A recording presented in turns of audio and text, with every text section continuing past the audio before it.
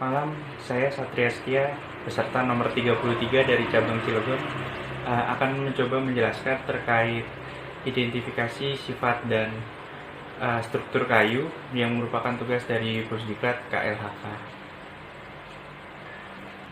Baik teman-teman, mungkin nanti saya coba jelaskan. Apabila nanti ada kekeliruan mungkin bisa disampaikan ataupun disanggah dari pihak pengajar ya. Di sini saya mempunyai beberapa struktur dan sifat kayu. Mungkin teman-teman bisa dilihat. Pertama, saya di sini memiliki kayu yang bernama albazia atau mungkin bisa kita sebut sengon. Terus di sampingnya juga saya punya struktur dan sifat kayu dari pohon mahoni. Kemudian di sampingnya ada damar hitam. Kemudiannya di sampingnya ini ada meranti merah. Mungkin bisa dilihat, dan sampingnya lagi ada bayur, kayu bayur, dan yang terakhir paling terakhir ada kamper, kayu kamper. Untuk kesempatan kali ini saya akan fokus di kayu albazia atau sengon ya. Mungkin bisa kita lihat di struktur dan jenis kayu yang pertama. Kayu albazia atau kayu sengon ini kita tahu merupakan jenis kayu yang lunak. Karena kalau teman-teman memiliki contoh sampel kayu tersebut ini beratnya sangat ringan ya. Kayu ini terasa empuk dan hampir mirip seperti kayu kapuk atau kayu randu. Warnanya sih cenderung putih. Namun untuk sebagian kayu albazia juga ada yang teras kayunya berwarna coklat muda pucat. Kemudian teksturnya ini kebanyakan kasar ya. Kita lihat di sini. Bisa dilihat kasar.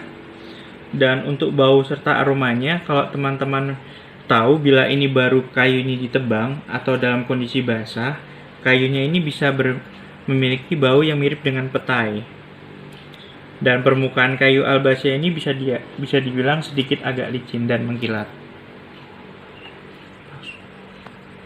Secara garis besar teman-teman, kayu ini secara menyeluruh memiliki komposisi unsur kimia yang sama, yaitu karbon, hidrogen, nitrogen, abu, dan sisanya adalah O2, di mana persentase dari masing-masing unsur kimia tersebut adalah karbon sebesar 50%, hidrogen 6%, nitrogen itu berkisar 0,04% hingga 0,1%, dan terakhir abu berkisar sekitar 0,2% hingga 0,5%.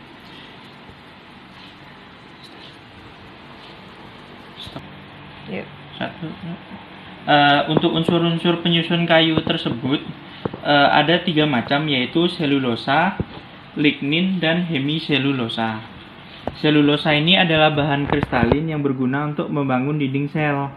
Sedangkan lignin adalah unsur kayu non-karbohidrat yang tidak berstruktur yang letaknya berada pada lamela tengah dan dinding primer. Sedangkan hemiselulosa adalah pentosa yang terhubung tidak beraturan dan terdapat pada tumbuhan berdaun lebar sebesar 20%, serta 30%-nya di cornifer.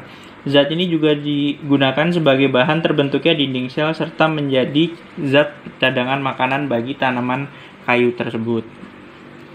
Khusus untuk kayu albazia atau kayu sengon yang mungkin kita dengar, yang paling ujung ini yang berwarna putih, dia memiliki kadar selulosa sebesar 46% dan lignin sekitar 29%. Oke, untuk video yang kedua saya akan fokus pindah kepada jenis kayu mahoni. Mungkin teman-teman bisa dilihat, ini jenis kayu mahoni. Kayu yang mungkin bisa dibilang juga bisa digunakan sebagai furniture ataupun produk-produk lainnya yang berada di sekitar rumah kita. Untuk sifat fisik dan sifat mekanik, seperti yang saya ketahui dari jurnal yang saya baca, bahwasanya kayu mahoni ini memiliki berat jenis kurang lebih sekitar 0,8, di mana ada hubungannya, semakin tinggi berat jenis kayu maka bobot kayu juga akan semakin berat.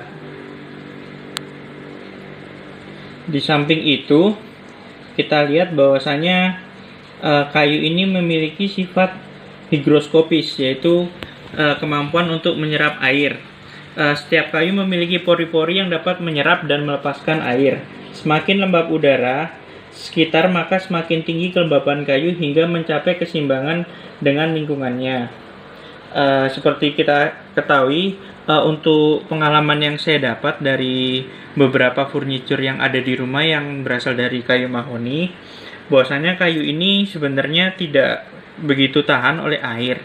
Apabila kayu ini beberapa kali berada pada dalam posisi lembab ataupun terkena air, baik itu air hujan ataupun air lainnya, biasanya nanti akan menimbulkan jamur ataupun di sisi lain kayu ini dapat terserang hama. Kalau untuk bahasa Jawanya mungkin jenis hamanya itu krekel ataupun rengas. Sedangkan kadar air yang berada di dalam kayu ini dari jurnal yang saya pelajari berkisar pada 17 sampai 24%. Di mana ini ada kaitannya dengan daya hantar listrik, di mana kayu sebenarnya bisa digolongkan sebagai isolator. Di mana semakin rendah kayu yang memiliki kadar air 0% itu justru bisa disebutkan sebagai daya hantar listrik yang kuat. Sehingga bila mahoni memiliki kadar air 17 hingga 24%, maka bisa kita simpulkan bahwasanya daya hantar listrik dari kayu mahoni ini sangat rendah karena memiliki kadar air yang lebih dari 0%. Sebaliknya, bila tidak ada kadar air pada suatu jenis kayu, maka itu sangat berbahaya dan dapat menghantarkan listrik bagi para operatornya. Mungkin itu sedikit gambaran atau penjelasan yang dapat saya sampaikan terkait sifat dan struktur kayu dari hasil kayu yang saya dapatkan di sekitar tempat tinggal saya. Kurang lebihnya mohon maaf. Bila pun nanti ada kesalahan ataupun hal-hal yang mungkin bisa ditanggapi dari para pendidik, saya harap mohon masukannya. Kurang lebihnya sekali lagi saya aturkan mohon maaf. Wabillahi taufiq wal hidayah. Wassalamualaikum warahmatullahi wabarakatuh.